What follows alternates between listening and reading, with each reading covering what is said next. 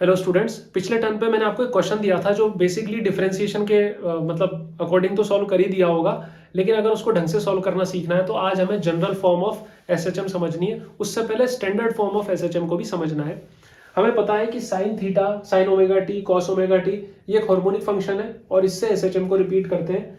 तो अगर मैं बात करता हूँ स्टैंडर्ड इक्वेशन ऑफ एसएचएम तो वो होती है y is equal to A sine omega T plus five.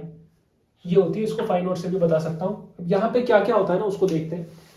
ये जो होता है मैक्सिमम डिस्प्लेसमेंट होता है,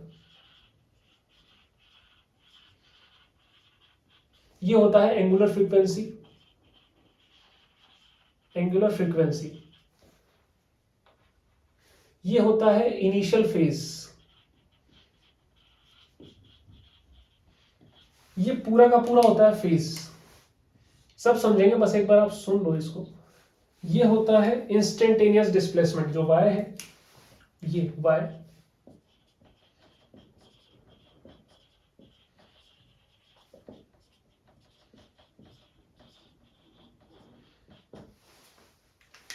कॉस वाले से कोई दुश्मनी नहीं है, कॉस में भी हो सकती है। x is equal to A cos omega T plus five naught. Actually में क्या होता है ना कि जैसे मान लो ये कोई मीन पोजीशन है, इस मीन पोजीशन से कोई भी पार्टिकल यहां गया, जितना गया उतना वापस आया और फिर उतना का उतना चला गया, फिर वापस आया, फिर उतना का उतना चला गया। मतलब ये पार्टिकल लेफ्ट में ना तो इधर इससे जाएगा, ना राइट में इधर इससे जाएगा। तो ये जो मैक्सिमम जा पाया ना, जो मैक्सिमम डिस्प्लेसमेंट इसने किया, उसी को बोलते हैं एम्पलीट्यूड। ए फॉर एम्पलीट्यूड, और इसको ए से डिनोट कर देते हैं। मैक्सिमम डिस्प्लेसमेंट है, दोनों साइड हो सकता है, मतलब डिस्प्लेसमेंट जो है पॉजिटिव भी हो सकता है, नेगेटिव भी हो सकता है। तो ऐसे एम्पलीट्यूड पॉजिटिव भी हो सकता है और नेगेटिव भी हो सकता है। किसी भी पार्टिकल का डिस्प्लेसमेंट एम्पलीट्यूड से ज्यादा नहीं हो सकता, ये मैक्सिमम है, वो उसको बता रहा है। ओमेगा टी मतलब किस फ्रीक्वेंसी से कर रहा है। फाइव नॉट मतलब चालू कहां से हुआ था, क्या पार्टिकल यहां से चालू हुआ था इतने मीटर, या इधर से चालू हुआ था, डिपेंड करता है ना, दोनों साइड की कंडीशन है, इसलिए वो फाइव से आया।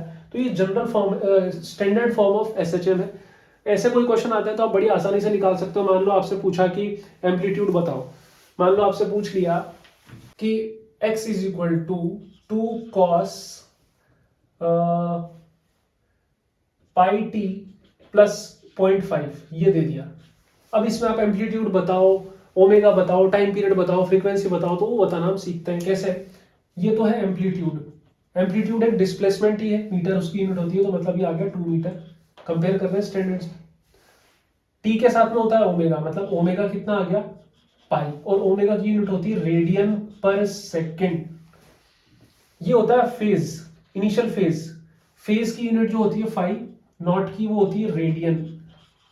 ठीक है। टाइम पीरियड पूछ लिया जाए तो ये ओमेगा से आएगा, इक्वल टू होता है 2 पाई बाय ओमेगा। ओमेगा की वैल्यू आ गई आपकी, तो T is equal to 2 pi upon pi. Radian radian cut गया, सेकंड बच गया, सेकंड ऊपर आया 2 सेकंड। टाइम पीरियड फाइंड हो गया।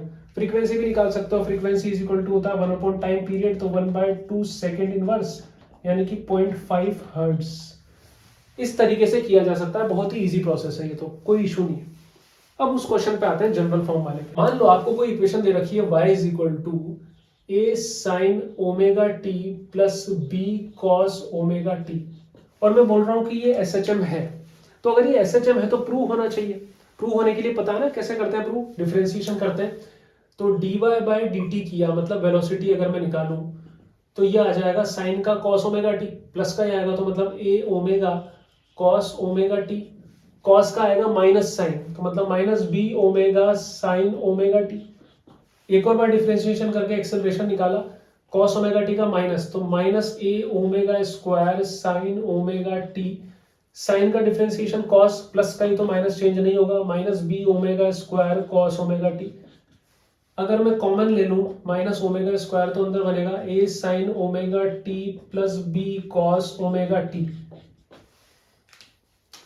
ए sine omega T B cos omega T, Y बन गया। तो A is equal to minus omega square Y. तो मतलब एसएचएम है। एसएचएम है तो पीरियोडिक है, पीरियोडिक है तो टाइम पीरियड फाइंड करो भाई इसका। चलो, वैसे मैं आपको बता देता हूं कि ये अलग अलग जो लिखे हुए हैं ना, हमें लगता है कि अलग अलग है, मतलब एसएचएम नहीं है। और अगर एसएचएम है, मान लिया आपने बोला एसएचएम है, तो कैपिटल ए निकाल के बताओ इसका। कैपिटल ए कितना आएगा, तो इसका जो कैपिटल ए आता है वो आता है √a² प्लस b²। वही तो निकालना सीखना है, मतलब कि कैसे आएगा, अलग अलग कैसे ले लिया ये a² प्लस b² रूट में, उसको समझते हैं। देखो इसका एक स्टैंडर्ड फॉर्मेट है सॉल्व करने का। साइन के पास आपको कॉस वाला फंक्शन बनाना पड़ेगा। a = आपको लिखना है कैपिटल A cos फाई, और b के साथ b के पास लिखना है b = capital A sin phi. Equation 1 और ये 2, मतलब साइन के साथ कॉस वाला बिठाया, कॉस के साथ साइन वाला बिठाया, तो ये ऐसा बनेगा y = a cos phi sin omega t plus a sin phi cos omega t।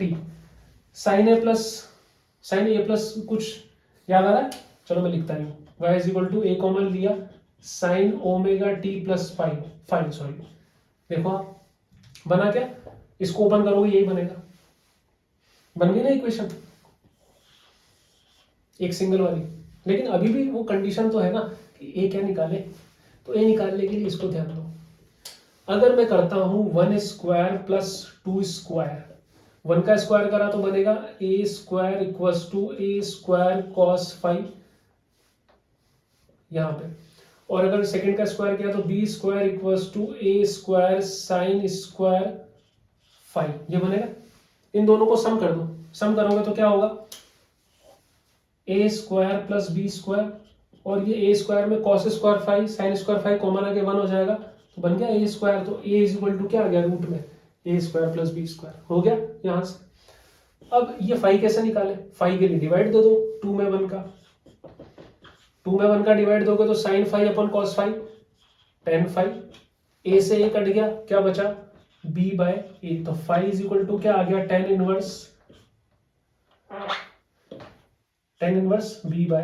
लिख दो यहां पर फाई = tan इनवर्स b/a। बस ये याद होना चाहिए। इस टाइप की कोई इक्वेशन देखी ऐसे करना, आपको कोई बोर्ड में थोड़ी करके आना है, 11th बोर्ड थोड़ी 12th बोर्ड, आपको बस पता होना चाहिए। क्वेश्चन दिया हुआ है y = 6 sin omega t plus 8 cos omega t।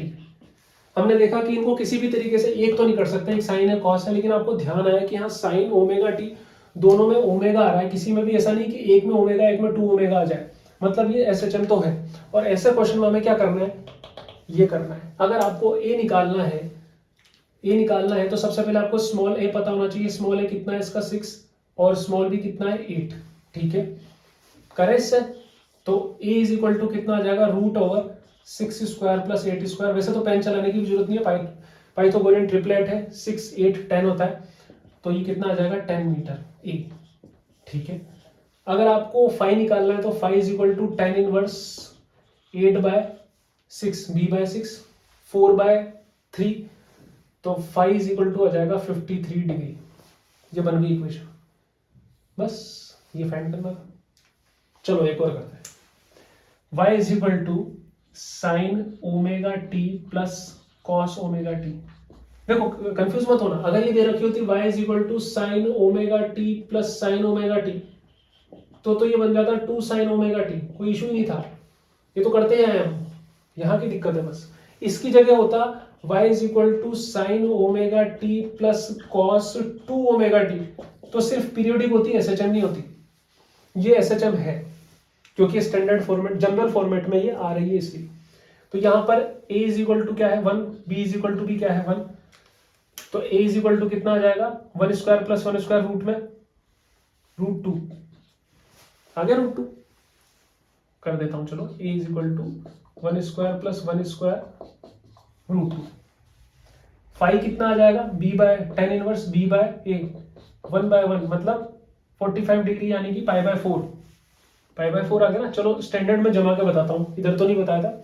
y = a sin omega t plus phi, वो जो जनरल फॉर्म था उसमें जमा दो, तो y = a sin omega t plus phi वाले में जमा के बताता हूँ। a की जगह क्या है √2 sin omega t plus π/4 = y। बस यही था। नेक्स्ट वाले में हम फेजर डायग्राम के थ्रू समझना सीखेंगे, और चैनल को सब्सक्राइब जरूर कीजिए, और इस वीडियो को लाइक कीजिए अगर समझ में आता है तो। फिर भी कुछ डाउट है आप कमेंट करके बताइए। Bye bye, take care.